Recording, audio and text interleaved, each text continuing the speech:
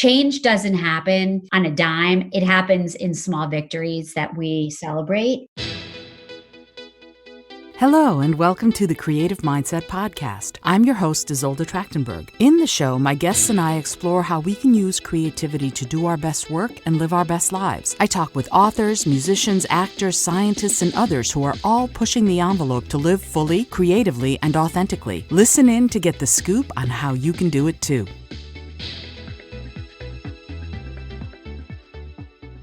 Hello, and welcome to the Creative Mindset Podcast. My name is Isolde Trachtenberg, and I am so excited that you're here. And I'm also excited about my guest this week. She's fabulous. Listen to this. Deb Cummins Stellato. She's an igniter of people and organizations. She's a certified coach, consultant, speaker, and leadership guru. She brings insight, energy, and experience to individuals and teams looking to be the best versions of themselves. How amazing is that? And she does this with such panache, such style, such heart, such spirit. You're going to love her. Welcome, Deb. I'm so glad that you're here. Yay, I'm so glad I'm here. I love panache. I don't think that that's a word that I use enough. So thank you for that fantastic introduction. It's so true, though. You do. You have such style. Ever since the first time I saw you, I was like, this woman, she's got it going on. And actually, let's chat about that. I'd love to chat just a minute about how we met. We met at Amy Porterfield's Entrepreneur Experience back in 2018, 2019? I actually don't remember now. It would be 18. So it'll be 2 years in August. Yeah. Wow. Time has flown like crazy. And so what brought you there, and what was that experience like for you? What brought me there?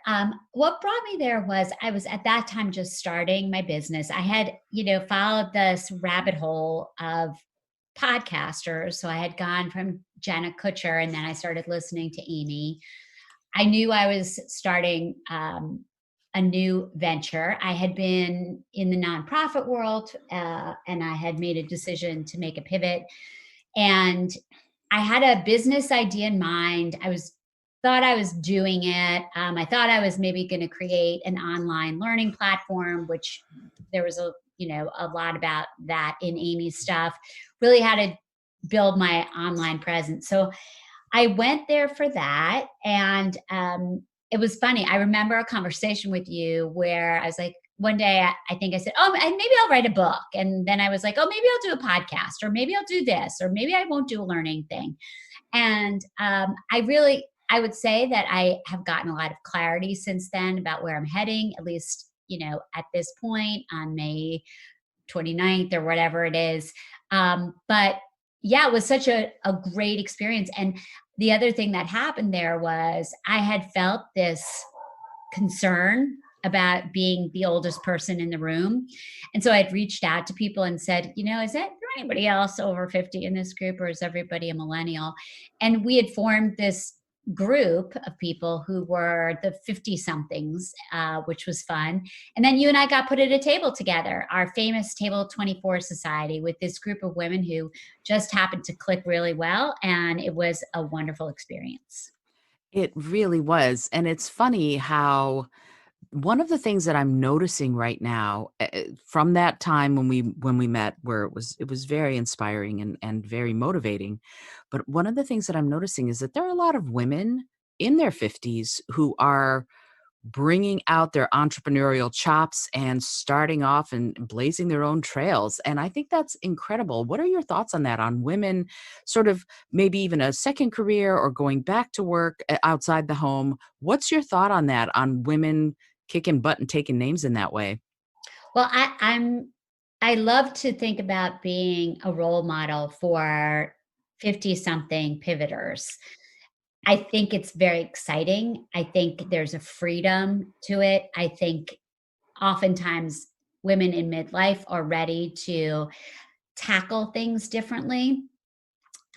So it's interesting. I just had a call yesterday. I just joined a new co-op, and I was fortunate enough to connect with another woman who literally she's kind of like my clone. I did not expect to meet somebody like this in this collaborative. And she is a 50 something woman, had a huge corporate career, has done amazing things, and decided that she wants to be her own boss and wants to have that freedom. That I think when you hit 50, like 50, fearless and freedom all go together. Absolutely. And that kind of pivot, I know that's something that you focus a lot on in your work, that idea of realizing that you want to change and then figuring out how to make that change, and you help people do that. You list yourself, and I think it's great, as an igniter of people and organizations, and I would love it if you would talk a minute about what that means and what do you do to spark these changes in people and organizations. Well, I came to that because I've done a lot of work around core values, and what I've learned and what I've owned about myself is that I am pretty good at inspiring people and showing up in with very positive energy. That's So for what sure. thank you. And so I'm taking that into my coaching practice. I do a lot of work around something called energy leadership, which is choosing how you show up in life. It's like literally it I was using the word igniter before I learned about energy. Just happens to all go really, really well together. So really talking about how to consciously decide how you show up as a leader, as a professional, as a team. I do a lot of work like that, Mhm. using something called an energy leadership index assessment. And then what we're going to talk about is I also do a ton of work around this cognitive diversity, where people can really get ignited about thinking differently. So I would say there's both this energy awareness work that I do and this cognitive recognition of diversity of styles that I do that really serves as fuel to the fire of people leaning into their I don't even like the word potential, right? Because potential implies trapped energy. So I think just leave it, as cliche as it sounds, supporting people as they ignite their energy to just live a great life. I'm sitting here silent for a minute because I love the idea of supporting people so that they can live a great life. That idea of feeling worthy of living a great life kind of comes to me on that. What happens when people have resistance about that sort of thing? When they go, "No, no, no, that's not who I am. That's not what I really want to be about." But really they do, they really, they really, we all deserve to live a great life. But I'm sure that you hit resistance from people you're working with. How do you handle that when that happens? It really goes back to some basic psychology principles. When people are fearful of a situation, because let's face it, change is hard. And we should say we're recording this in the midst of the COVID pandemic, and we're still. You're in New York, I'm in Pennsylvania. We're both still on stay-at-home order. So what generally happens is that many of us fear change. We fear uncertainty, Mhm. and we have a couple of responses, and that kind of ties into that energetic piece that I was talking about, which is that oftentimes there are two core responses that people can have, probably three, but really there's that fight, flight, or freeze. Mhm. And so coaching is all about figuring out if you are somebody who, in the face of making a pivot, is just you're stuck, like you just can't take a step forward. We talk about what the small wins would be for you in taking those small steps forward. Like change doesn't happen on a dime, it happens in small victories that we celebrate. Mhm. And so it's really critical to identify, are you somebody who's fighting that your intuition around potentially making a pivot? Are you somebody who's withdrawing from that? Or are you just literally frozen? Like you just are overwhelmed. Maybe you're suffering from analysis by paralysis. So again, the tools that I use are, when we look at energy, we really get a sense of where people go under stress. Mhm. And once we know where they go under stress, then we can help them. I can help people look at what those limiting beliefs are or blocks that they have might be to moving forward, getting out of that space, that catabolic energy, and moving it up into what we call anabolic energy. Ooh, what's the difference between anabolic and catabolic Well, energy? catabolic is like negative juju, right? It's Uh-huh. like, it's people, it's totally normal, and it's totally, there's no value to it. It's just, it tends to be destructive. Mhm. It tends to be limiting. It tends to keep us stuck. And in that catabolic space, when we look at level 1 or level 2 energy, we look at both. A level 1 is around really withdrawing, going inward, disengaging, feeling like the victim, and feeling stuck. And then Mhm. level 2 is around conflict. So it has a little bit more zhuzh to it, right? Mhm. Than level 1, but it really creates a situation where, okay, I win, you lose. And then as you go into the different levels of anabolic energy, they start with, at level 3, we tolerate. At level 4, we serve. At level 5, there's a lot of opportunity. At level 6, there's a lot of synergy. And level 7 is just the Zen place to be. And if you think about that, like our energy is a barometer. It's kind of like the stock market. It goes up and down throughout the course of a day, Mhm. but once you can figure out what your patterns are and you become conscious of them, and you can say, like, oh, okay, this is where I'm showing up. It's not really working for me right now. Then you can make the choice to move to a different place. And that's where people experience change, and they get to be fearless and courageous, and get to step into a place of choice. I love that. That makes me think of the word agency. When you feel Ah, like you have agency, you can make those changes and those pivots as needed. As you feel that you need them and want them, you can make those changes. And then I love what you said about synergy. I'd love to talk a little bit more about what that means, that place of synergy when you are at that sixth doorway, I think you said. What is that? What does it look like when you are in a state of synergy? well, it connects really well to that creative mindset, because level 6 energy is all about flow, Mhm. which, I can never pronounce his name. I'm sure you probably can do a better job. The guy who wrote Flow, right, talks about being in that space where you all the parts come together. You're not struggling over all of those pieces, but there's something that happens with your energy where you literally lose track of time. Mhm. You're in your sweet spot. I like to think of it as your sweet spot. And oftentimes it happens on different kinds of teams that we work on. I mean, it can happen for us as solopreneurs when we're connecting well with a client, or Mhm. in our podcast mode where we totally lose track of time and we're just fully present. So level 6 is about that flow, feeling fully present. It's also about, when you think about a creative mindset and you think about a team, it's really knowing how to bring whole brain thinking into play, and really allowing people to use their best gifts collectively to get exponentially better results. Ooh, you've just said so much stuff that I wanna unpack.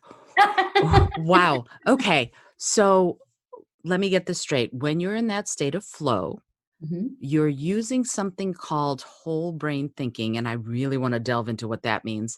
And I love what you said about losing time when you're in that flow, and I to me, when I talk about it with my clients, I talk about it in terms of different parts of the brain being stimulated. And the part of the brain that is most creative and artistic and uses those sort of conceptual facets of thinking is not the timekeeper part of the brain. And the timekeeper part of the brain kind of has to take a back seat when you are in that really creative mode.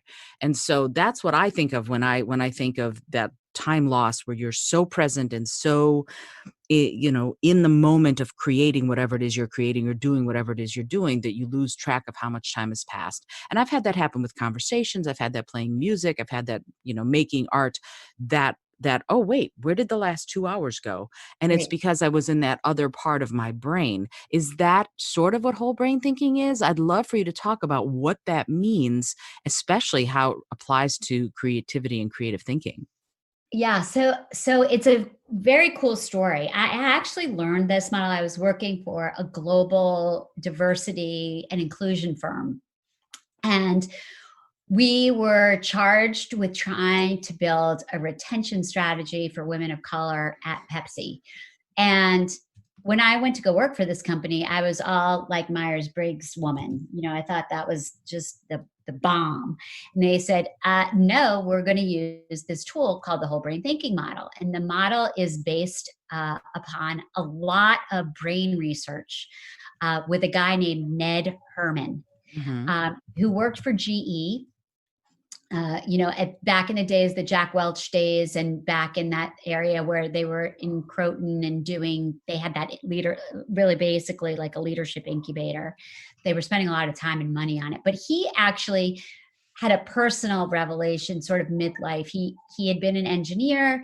He had some sort of illness that he was battling, and he got really interested in art.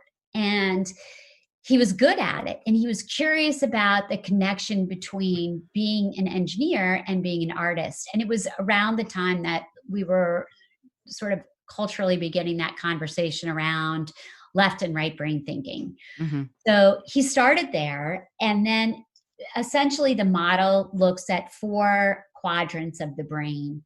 um, it looks literally at that whole brain. And what he had done was he had connected EEGs to people and asked them a series of questions. And then what he would see is that certain parts of their brain would light up when those questions were asked. So there's a lot of science behind it, a lot of all the things we love, like, validity, reliability, huge. In my experiences, people were like, wow, this explains a lot. But what we know is that there's basically, in this model, there are four ways of thinking. One, the upper left part of the brain is around form. So it's that analytical part of the brain, factual, um, very data driven, analyzing. And then on the other side of the left brain, that lower left brain is really in the weeds, very specific details, planner, organized. People who really love standard operating procedures Hmm.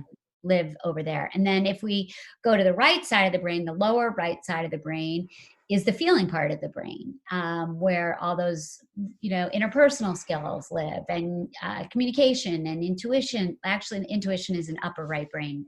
In this, intuition around people is in the lower right, and then the upper left is where, ta-da, the future part of the brain. It's where imagination and intuition and risk happen. And so there are the four quadrants. And then I think the other really cool thing about this model is he literally split the brain in half on the horizontal.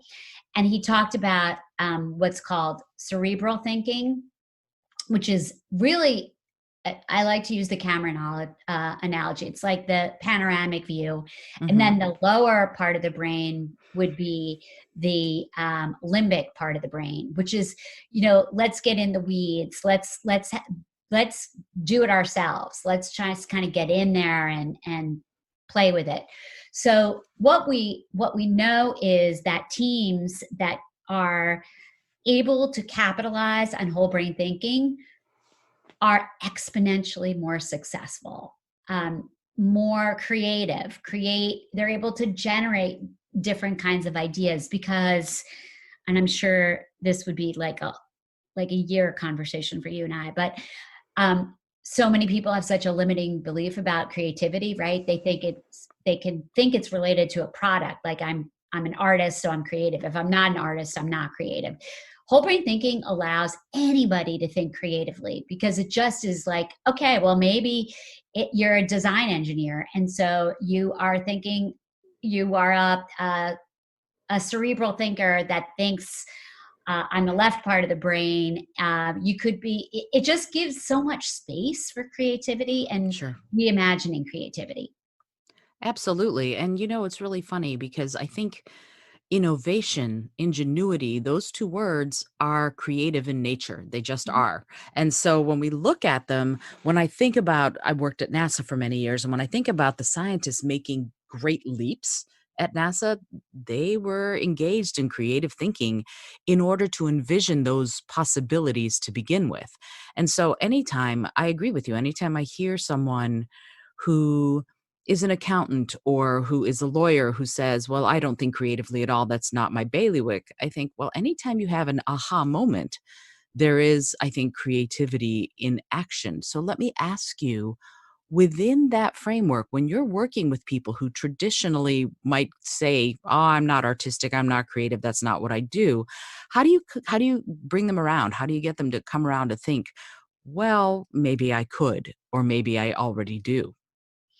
It's such a good question, and I'll just share a story with you that I think will make sense. So I was hired by an accounting firm to explore this issue of leadership, and the I guess the management team, I think we call them the management team, were participating. They were both shareholders of the firm and emerging leaders. There's about 25 people in this group. And so we started with there's an assessment related to this whole brain model. So all of them took the assessment, and then I was able to generate. It's a very cool tool because I can generate a team profile, and this team, no surprise, like super left brained, right? I mean, fell down on the left side. Many of them were very much into what our traditional thinking on accountants, like, yeah, we need to follow the rules and all this left brain thinking, or we just need to analyze the data. And what we really have been talking about is, yeah, those things are all very important in the tasks that you're doing, right? But in terms of leadership and in terms of iterating new ideas, you need to be able to at least have some core influencers who are willing to play on the right side of the brain. And so that's what we've really been working with. And ironically, we paired coaching and the HBDI with a program around anticipatory leadership, and it was all before COVID. And there was so much conversation about, like, we don't change, we're accountants. We don't change, we're accountants. And now, ironically, we've done all this work, and I'm meeting with them again on Monday. But there's some people who are like, wow, look, we changed, we're capable of change, and we can be more innovative, and we can create different business lines. And what whole brain thinking allows you to do is really ask yourselves, like, you can do something called a whole brain audit, where you start generating questions from all four quadrants, which really encourage different thinking. Like, at this firm, had they been off on their own, they would have just continued to ask the same questions. Mhm. So, whole brain thinking, when you know that you have a liability, you can force yourself to get mindful about the kinds of questions that you ask so that you can generate different solutions. What does that mean? Force yourself to ask different questions and generate different solutions. How do you do that? Well, it's interesting because I'll take it from a cultural perspective. So, if you're an accounting firm and you always start with the um, how we're going to do this, right? The what, you'll ask one set of questions. What are the systems that we have in place? What's it going to cost us? What have we learned from past things? But what if you never ask the questions about, how does this change impact people? How does this change impact um, the feelings of people on the team? Mhm. Or what are the questions around futures? So if you're living on that left side of the brain, um, you might not even ask questions around the long view. The long view for you might be, let's just get through tax season, Hmm. versus in 3 years, who do we want to be as a firm? What might it look like to be an innovative, best in practice? firm, how do we develop people, which is really at the core of what this firm came to me about. And we started at one place and we're ending up in sort of a different place with that. But if you are only asking yourselves the what and why questions, you won't get to the who's involved or the future questions. And so it's very powerful to force yourself to ask the questions from a whole brain perspective.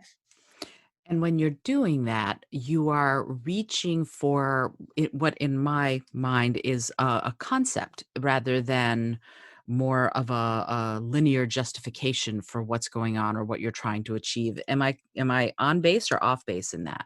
No, you're totally on base. It becomes much more about the process versus the product, right? So we're so indoctrinated into having an end product. Like even, we could talk about something like brainstorming. People think, oh yeah, we did some brainstorming and we might have come up with 3 ideas. Well, literally what we really know is that when we take mind mapping or brainstorming or one of those tools and we go out to like the 50th iteration of something is really where the magic happens. Hmm. So um, I I would say that that would be my perception of that. That's so interesting. It's almost like when you are first starting to brainstorm, there's a lot of self judgment. There's a lot of, oh, what if I'm doing this wrong kind of feelings. And there might even be some fear and resistance to actually unleashing all the possibilities. And it's only after you've done a few of them, or as you said, up to the 50, that you start to really feel free to come out with the craziest stuff that might just be so revolutionary that it changes everything. Yeah, and think about that from a cultural perspective. So it's it takes somebody to be brave in a culture that's a left brain culture to be willing to ask the hard right brain questions, and it Sure. takes practice, right? I mean, we know so much about the brain that it's a muscle and that we have neural pathways that we can build. Um, so it's interesting with that example that I was using about the firm. What we realized is we're going to really look for core influencers who are interested in thinking differently and do coaching for them rather than we were originally going to do like a mentor program for everybody. And Mhm. what we found was that sometimes in a culture like that, um, it can just be exhausting to pull everybody along. Mhm. So what we're doing is we're really looking for people who are bought into the idea Mhm. of um, thinking differently, and then I'm going to provide them the coaching support to get there, so that they're able to, I guess, literally strengthen their voices around this. Sure. I mean, early adopters, like looking at Mm. technology or something like that, people who are early adopters sort of buy their enthusiasm for what they're doing or what they're experiencing. They generate that spark for other people. And it sounds to me like that process of working with the influencers in the firm is actually going to help the other people see that it's okay, see that it's safe, and perhaps, stick their toe in the water. So it sounds like a really valuable process for them to go through. And it's very wise of you to have thought of it. That's great. Yeah, I'm excited about it. That's so cool. So when you're doing this kind of work, you're doing it in a company, these people are still working, tax season is coming up, all of that is happening. Let's talk about this idea of moving to a more creative. I mean, you know how close this is to my heart. This is, the Creative Mindset podcast for Pete's sake, right? So this idea of moving away from, and I'm so tantalized by this, away from a left brain culture and perhaps more towards a right brain culture. What are your thoughts on that? Is it possible? Are we in the beginning of that? Are we actually tasting the possibility there and moving there? And if so, how do you think that might go? Oh, such a good question. Well, we probably both, I don't, have you guys talked about Daniel, Pink on this? Have you talked about A Whole New Mind, that book, A Whole New Mind? No, I have what is it? To Sell is Human. That's I have on my shelf that I've read, but I have not read A Whole New Mind. Yeah, and I think what's cool about that book is he talks about the fact that as a society, we have rewarded left brain behavior, right? Mhm. We Mhm. That's what we do. Like that's what school about is about. We unfortunately, we could talk about kindergartners and the enthusiasm they bring to learning, and like Mimi, I'm curious. I'm going to ask questions, and as we go through that educational process, we are more tantalized by creating the product. Again, like we culturally, we're not very good at just leaning into a process. We have so Mhm. much stuff around creating a product. And clearly, like, yeah, products are important. Products generate revenue, products get us to where we need to. But there's something in that process piece that is really important. And I think between that and I don't know if you're experiencing this, but I am certainly seeing this crisis. There's so much being written about the kind of leadership that's going to be required Mhm. after COVID, that we have to get to that lower right brain thinking around feeling, right? What does empathy look like? What does compassionate leadership look like? Um, because we're literally living through a a collective trauma in the world right now. I mean, Yeah. that on top of some other things, right? So, how are we going to come out the other side of it is not going to be about the standard operating procedure that's in place. I mean, that might be part of it, but we are really going to have to learn how to work differently together. Mhm. And many organizations, right, are finding that they need to make an organizational pivot to think about who they're serving and how their what their impact's going to look like. It's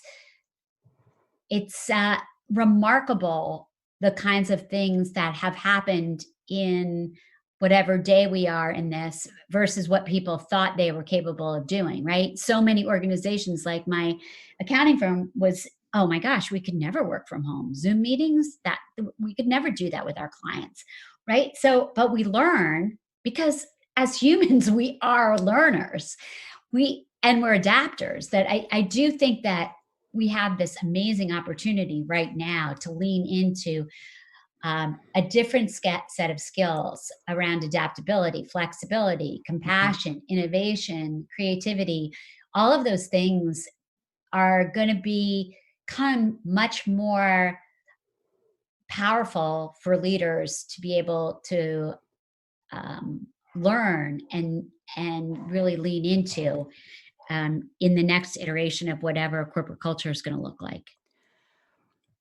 I completely agree with you, and I hope that you are right. And it's interesting. I was looking up the top skills that companies want of prospective new employees, like the top 10 skills, the top 5 skills, and everybody lists creativity, if not number one, then in the top 5 Mm, of skills that they want from prospective new employees, from prospective new hires. So it's interesting that this idea, it looks like it's getting some traction. You know what you're talking about, this we're changing, and I don't like the word paradigm because it's such a buzzword, but it really is the way we're doing things. The paradigm seems to be shifting. But I have a question about that because, and this is a strange one and it's out of left field, and I apologize if it's a little odd. We thought after 9/11 that things would change. We thought that things would radically become different, and they kinda didn't. So many things stayed after things sort of calmed down and we grieved. A lot of the practices that had been going on September 10th, 2001 came back. mhm. And the same with 2008 when we went through the housing crisis and the recession and everything, and we thought, "Oh, things are gonna be different," but they kind of aren't. And so, what are your thoughts on this is COVID and we're in it now and things things have changed, but will they remain changed when when we're allowed to congregate together again, when it's safe, when people are able to be healthy and doing that, when we get back to working perhaps the same, perhaps a different way than we used to, do you think we'll slide back? Or do you think that this has been a real turning point and things are going to move forward very differently from now on? Ah,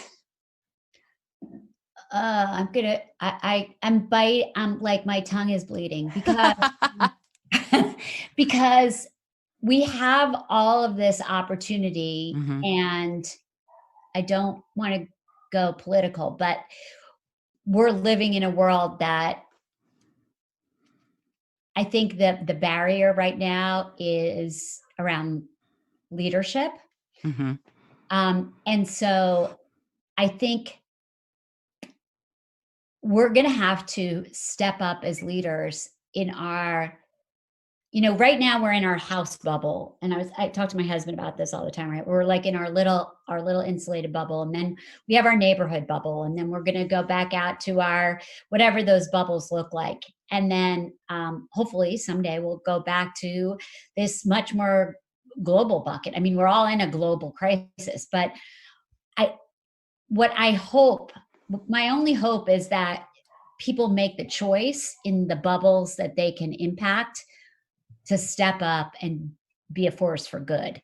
Um, I agree with your question is such a good one, and I have had this conversation with people. I have a brother who's a very successful businessman who's we've been talking about this in contrast to 9/11, and he's like, "This is going to be nothing like 9/11.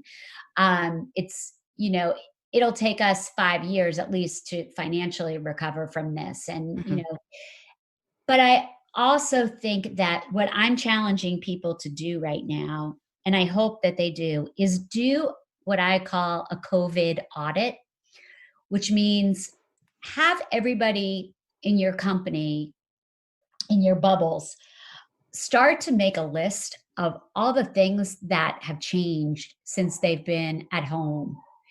Just make a list. Just, okay, so I'm spending more time in Zoom. I'm spending less time with this. I've been able to connect with people this way. Just generate, brainstorm that list.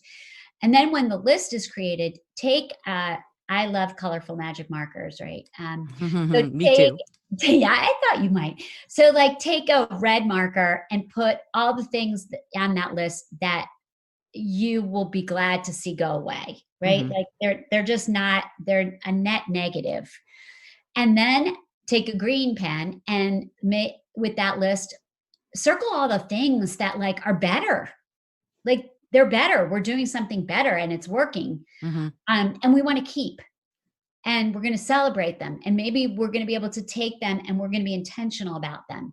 And then there's this sort of, let's call it a yellow area where there's a bit of uncertainty whether we're going to literally stay and move into a new way of doing a business. Hmm. And I think one of the cool things that can happen is that companies can start to become more intentional and say with doing that audit, if individuals do it and then I see coming back together as a team as a very good follow-up, and creating post-its in a room and saying like, yeah, we did this or we did that. Like some of my clients, I work with a couple of mental health agencies, and what they've realized is they've spent less time on travel, more time, even though it's Zoom time, they've been able to be much more face to face with people.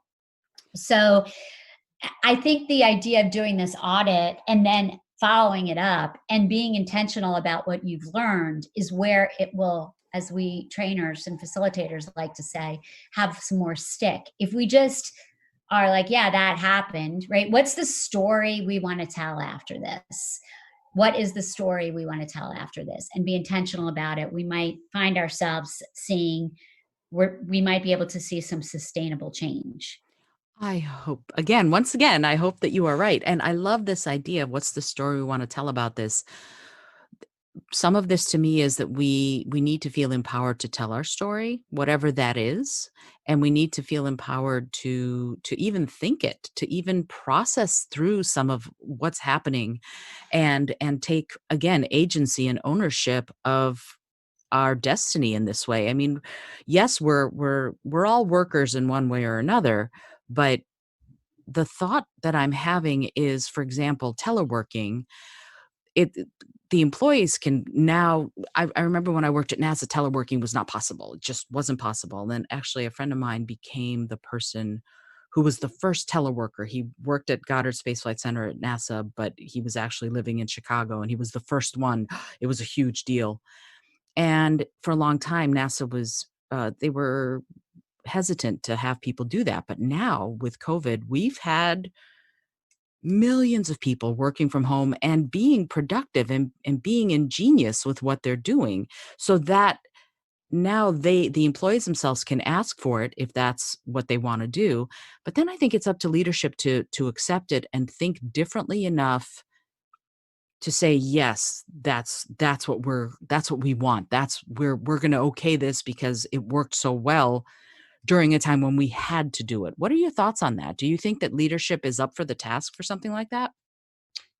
Well, I think insightful, powerful leaders who have empathy and can see that people have agency. It's so funny, right? I've had coaching clients who come to me specifically because they are very burnt out or stressed out. They're leading big teams and they haven't been able to delegate. Well, guess what? Guess what happened during COVID? They had to leave their bag of micromanagement behind, and Mm, they had to entrust their teams in different ways. And so that feels really freeing for people. So, unfortunately, we're still very much a what's in it for me culture. So if we can figure out what's in it for me and be able to have been successful during this time, I think we have a much better case for some of that change. And I do think that we have to we have to look at leadership not from a top down approach. We really have to look at leadership from a, a expansive, um, everyone is a leader perspective. And more than ever, everyone is a leader. And we have to have agency of thought, and we have to be able to be, um, we have to celebrate those things. I mean, in some ways, I think you and I can agree that what's happened to us as a culture is I don't know if it's that we're just culturally are experiencing multiple traumas, but we sort of are building this Teflon shield around ourselves, right? So again, without getting political, like we're dealing with this horror of the situation of what the criminal justice is all about. mm, So many people have become like we're immune to images, we're immune to pain, we're Teflon. We watch it, and what's so fascinating is we're not our feelings.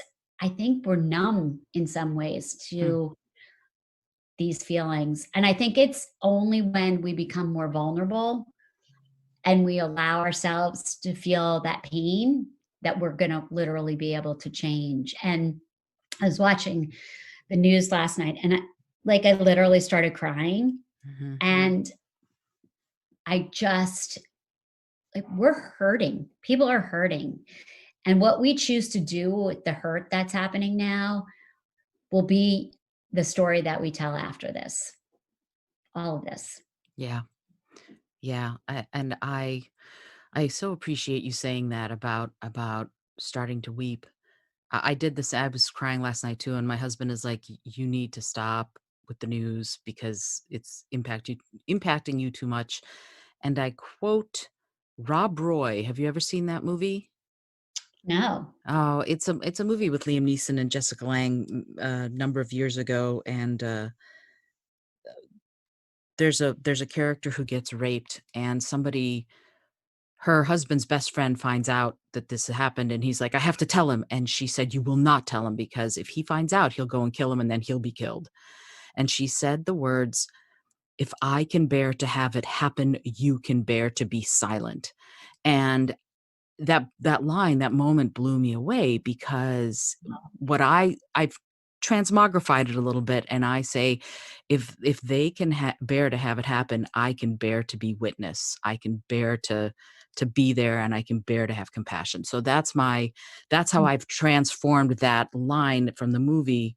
I call them teleparables, where movies just bring something in, and the same thing for you and me. We, when we feel this and we allow ourselves to feel it, then compassion has to overflow because there's no other way. There's no other way for people who have any sort of compassion to be right now. They have to have compassion and they're going to feel. And the issue that I'm having so much right now is that feelings tend to get a bad rap, you know? That when you express your emotion, then you're just too sensitive. And I want to see that change more. I want to see us all, every single one of us, be able to be in our feelings and have them and express them. And I wonder what your thoughts are on where we are with respect to our emotions, our feelings, that part of us that doesn't even have words for what we're feeling in our brain, but that feels so deeply, but so often also feels like it has to hide those feelings. Phew. Um, I think in some ways we're fortunate that we're seeing an emergence in pop culture, of some very authentic voices Mhm. starting to bubble up as thought leaders and people who women who are getting, Brene Brown, uh, is the goddess Brene Brown, right? I was in a book club. I mean, I participated in a book club a couple weeks ago where that was the Dare to Lead was. I highly recommend that book, by the way. Mhm. Um, where we were talking about Dare to Lead, and it was fascinating because there was might have been a man or two on that call who was like, I didn't like this book at all, right? So it's hard. There's a lot of gender stuff going on about Mhm. vulnerability, authenticity. We have pop culture people like a Rachel Hollis or Gabriella Bernstein, or I mean, I'm reading Untamed, which is literally like the most powerful book I've read in a very long time. That is part of this becoming part of a global conversation Mhm. about how we're choosing to show up. And I think that we're giving the whole movement of being perfectly imperfect and being vulnerable. There's some good stuff happening. It's not quieting down that noise because my God, we have so much loudness right now, right? I mean, Mhm. we literally have people. We have a screamer right now, and so it's hard, but I think people are seeking that. And so if we can be intentional about finding others who can join us in this courageous conversation, to me that's where I think we're going to see transformation happen. It's We don't need to have a shouting match, we need to have a listening circle. It's just, I don't know. That that's how it is. I think you're right. And that idea of listening is so important. It's funny. I was asked by a prospective client to send them some video of some of the work I've done, and I said something along the lines in a communication workshop that I was doing, that if we can see the people on the other side of the aisle, if you will, if we can see them, if we can listen to them, if we can understand them, if we can know them, then there is no way that we can be indifferent to them. Mhm. And the question then becomes, how do we unveil the importance of something like this? How do we educate other people on how crucial this skill of empathy is? What are the steps? What are your thoughts on that? Well, I think we have to name it and we have to claim it and we have to practice it and we have to create space for people to have those kinds of experiences. And, you and I both are do coaching, and coaching is like that's the space in my life where I really work with people on having those conversations. And I don't I don't see any other way out of this except through it and through one person being willing to be vulnerable, and that one person taking it to their team, and that team taking it to their uh, leadership, and the leadership taking it to their professional association, in the workspace. And on the personal space, it's just deciding to show up in maybe a different room than you usually play in. I don't Mm, know. Um, it's it's very heavy lifting, and I I do think it's, how do we talk to each other? How do we speak to each other? How do we bring civility back to the conversation? mhm, So it's kind of weird, right? We have this culture where these a lot of these influencers are popping up that are giving us very affirming positive messages layered into some of our structures becoming just very noisy and disruptive and hierarchical. mhm. So it's a I don't know. It's just a fascinating it's a fascinating, perplex question that maybe, you and I should commit to trying to solve. And boy, we would be like selling a lot of books and making a lot of doing a lot of speaking, because I hate to think about, well, I guess we could think about it like this. What does a win-win look like?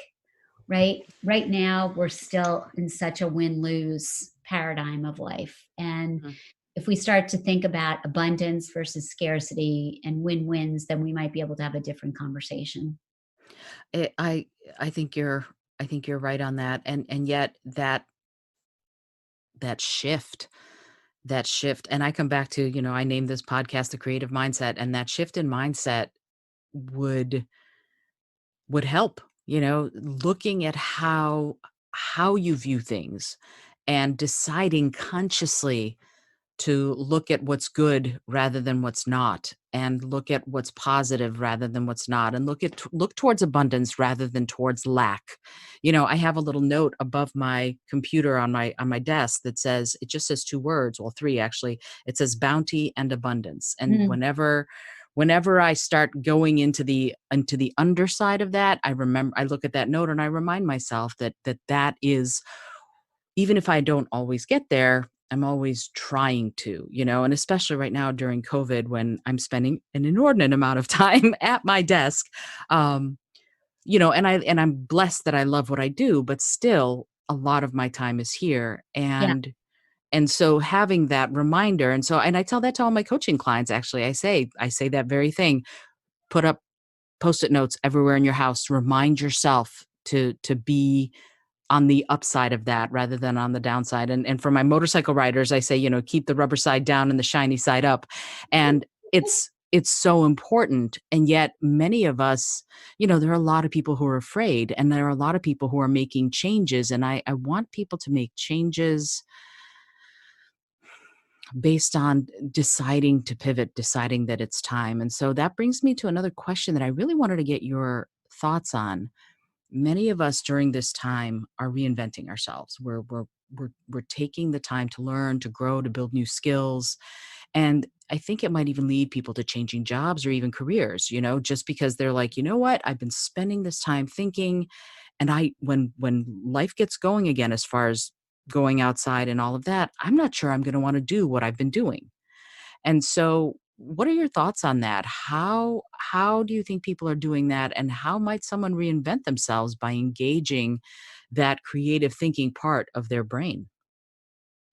I definitely think that's happening. I was very I was curious and nervous about how all this would affect, the people that I'm working with, or would it affect, or would people just, well, I didn't know what the outcome would be. What I'm finding is I'm getting an influx of clients who are saying they've really done some of the me work during this time and they've uncovered something and they want to go further with that exploration. Mhm. Um, whether it's professionally, but let's face it, there are men and women who've had this, I hate to use the word unprecedented because I saw Jim Gaffigan on CBS this morning talk about the overuse of the word unprecedented, right? But um, unprecedented time with their families, to be with their children. Like,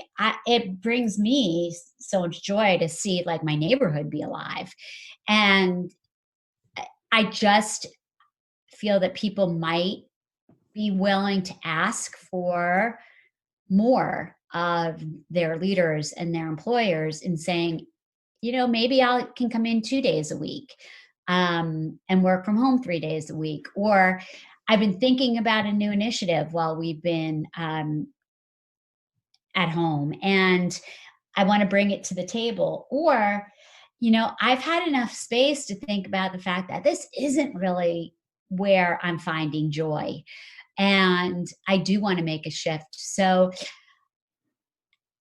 again, one of the most powerful questions is, and you're a storyteller, that's what you do, right? So, Mhm. to me, the lesson in this is, when we think about people and their stories and we look at people who've gone through other hardships, whether it's people who've been through health adversity, or, you're thinking about your grandparent who's telling the story about the depression. We have a choice in the story that we tell when this is done. And what is the story that you personally want to share with your children or your grandchildren or your nieces or your nephews? Like, I know I don't want to be telling a story of, yeah, it was miserable, like I didn't get to see anybody, and I just crawled up and rolled into a ball. Like, that's not the story that I'm going to choose to tell about this. And I chose pretty quickly where I wanted to make that pivot. And it's not just because I'm a coach, it's because I do believe that the gift that we have as human beings is agency, and we need to lean into that and be excited about it, and steer that story in a way that's powerful and can make the world just a little bit better of a place. Amen. Absolutely. And it's funny what you just said is so interesting. It's about choice, it's about choosing what you're going to feel and how you're going to react. Like, I see, here's the thing. I think honestly, for me, how I feel happens, but how I choose to respond to what I'm feeling is entirely on me, Yep. you know? And so within that framework, something that you said really struck me. And you said we learn by experiences. So what do you think collectively people are learning from this experience? What do you think we can learn, and how can we do it on purpose? How can we take that idea of this is what I'm going to learn and make it purposeful? I think people are learning that they're more than their jobs. I think people are learning that they can live more simply. Mhm. I think that people are learning that gratitude is very powerful. I think we're learning how to communicate differently. I think that we're learning that we all crave human interaction. Um, and we are we can be patient, we can be persistent, we can support each other um, through all of this. So I would say those would be just the things that come top of mind to me. Those are fabulous things. I'm like, I could talk more about that, but I think you've just said it all right there. Right there. Mm. So I want to shift gears a little bit if that's okay. Sure. And I want to talk to you about your podcast because I was just on it and I was honored to be a guest recently. What prompted you to start Thinking Courageously and what is your goal with it? Oh, well, what prompted me was partly, I mean, you were a definite prompt. Uh, Me? you because you do it, and Oh, you're always like, I'm very inspired by you. I'm so honored. Thank you. Yeah, and you were doing it at this conference we were at 2 years ago. You were ahead of the curve, girl. And um, I wanted to find a space where I could really share lots of stories about women who are successful women who are finding the courage to make pivots. And I'm having such a good time with it. And like I know you experienced this with your podcast, but all of a sudden I'm having like totally different conversations with people. Hmm. And I just wanted I want to create this like archive, this space where at some point any woman can find a hero in these stories that we're telling through the podcast that will give them, that will help ignite them, that might change their life, that might help them think courageously, that might help them make that pivot. And we have had such limiting definitions as women of success around success that I just think that it's so cool. Like, you are this NASA person, and the person who is on the podcast today has an amazing story about growing up in Jerusalem in an ultra Orthodox family and the courage it took to leave that. And, I have business people and I have health people. Like courage shows up in such different ways, and Hmm. success is defined in such different ways. So I love the idea of like people connecting with that story, and feeling that they see something in another person that is inspiring to them. That's lovely. And the podcast is great. I listen to it and I love it. I love it, love it, love it. It's always eye-opening to me and always thought-provoking, which is what I look for from podcasts is, do you make me think? Yes, yes, Deb, you definitely do. Aw. No, absolutely. I love your perspective and I love your relationships with your guests. I think check out her podcast. It's awesome. That's what I have to say about that.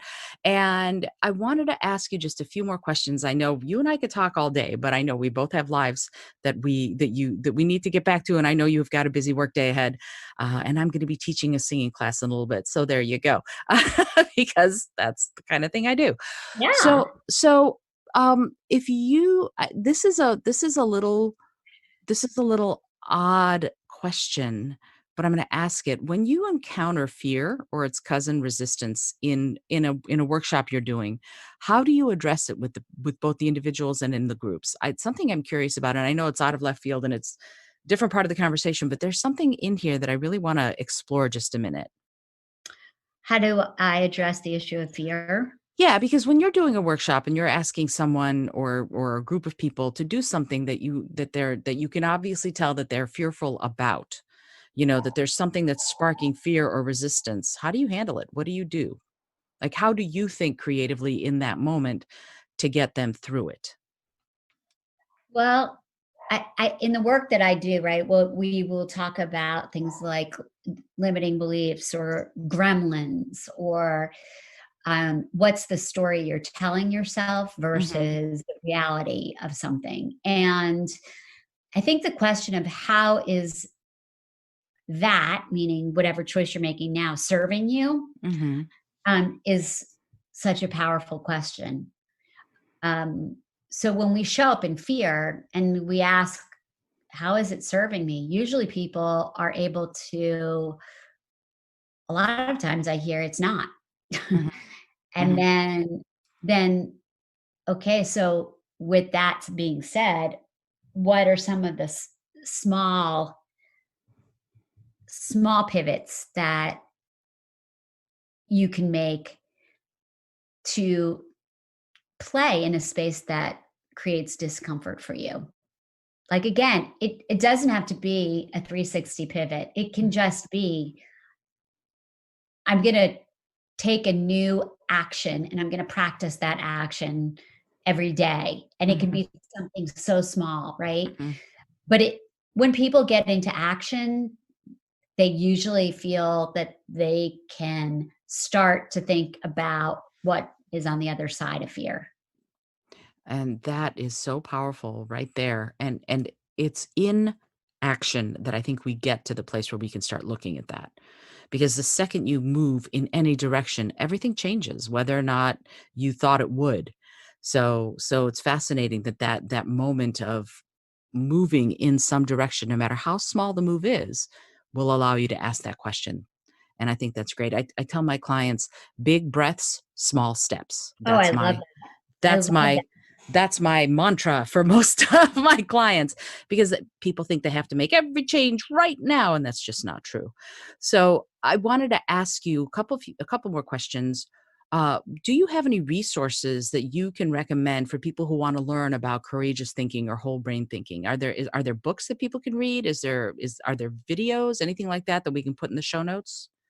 I can The company that is really the leaders in this area, the name of that company is Herman, Hermann,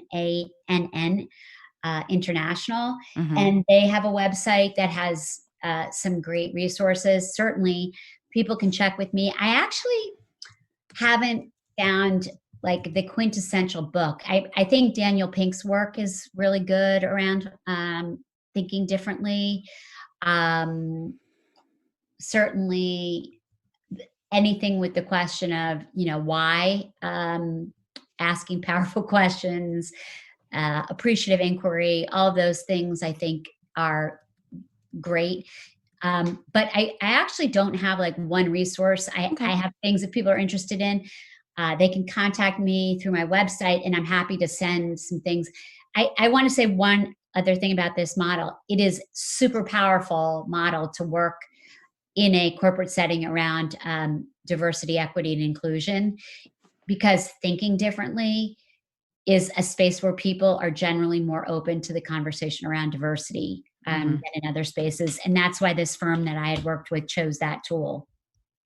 Yeah, and that right there, I think, is a super powerful testament to what this method can do. And it's actually, just so you know, if you're listening, thinkherman.com.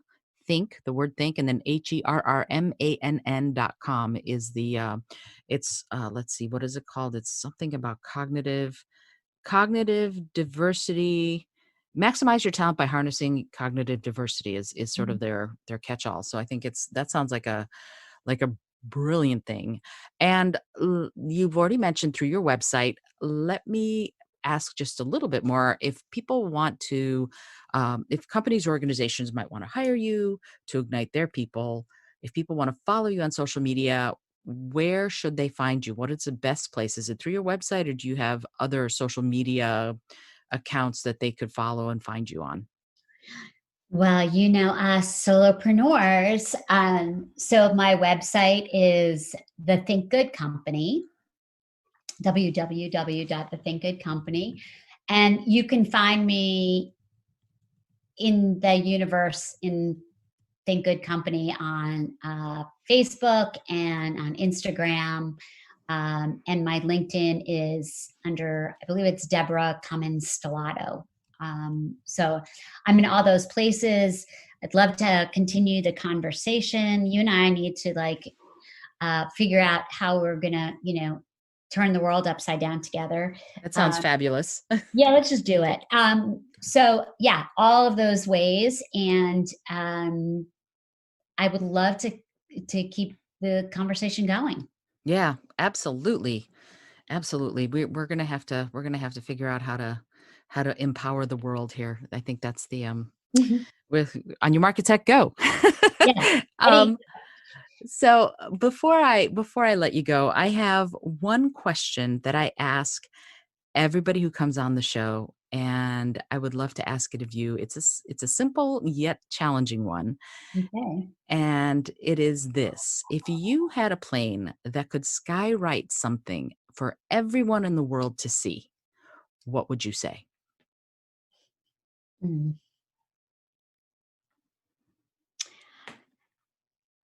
that is such a good question. I would say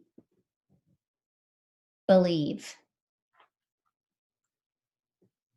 Can it just be one word? Of course, it's your skywriting. It's I whatever. I like the word believe. It came to me because I just think that when we have belief and we believe in ourselves and we believe,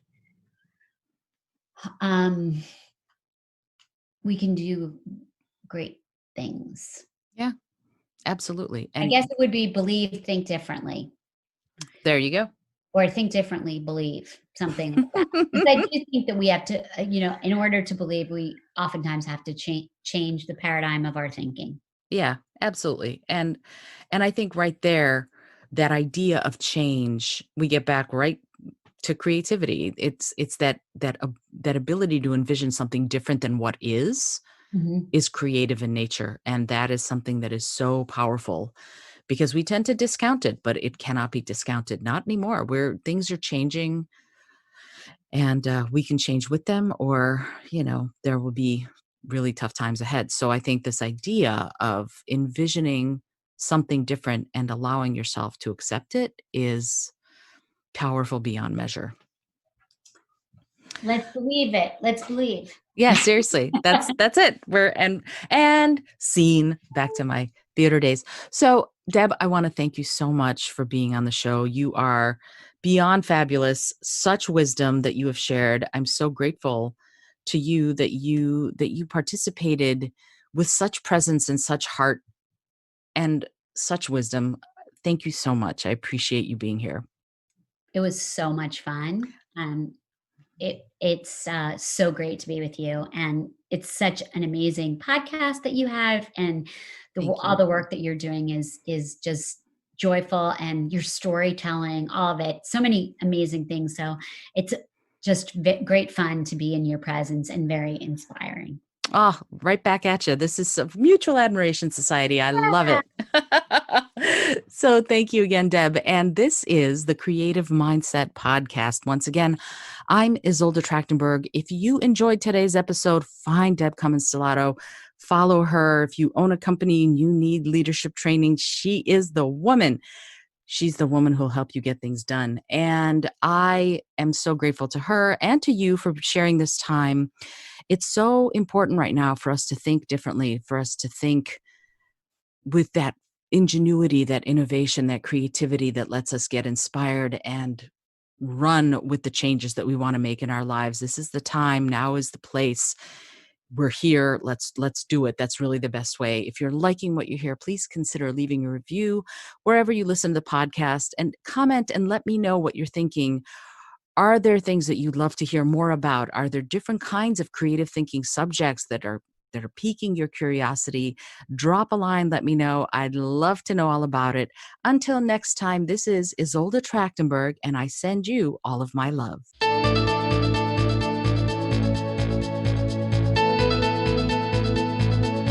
Thanks so much for joining me today. I really appreciate you being here. Today's episode was produced by Isolde Trachtenberg and is copyright 2020. As always, please remember this is for educational and entertainment purposes only. Past performance does not guarantee future results, although we can always hope. Until next time, this is Isolde Trachtenberg, and I send you all of my love.